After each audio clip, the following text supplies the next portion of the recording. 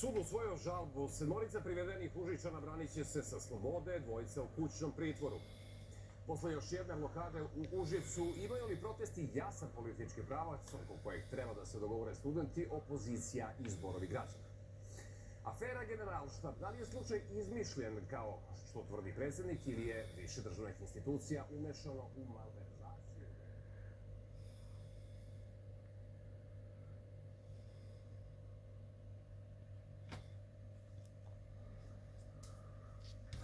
Evo, ja bih pitao studente sa pravnog fakulteta, pošto je to jednostavno najpametnija struka i najpametnija nacija ove zemlje. Sve zavisi od tih studenata i od tih budućih pravnika. Šta bi se desilo da mi ne plaćamo struju 3 meseca, recimo, cela zemlja Srbija?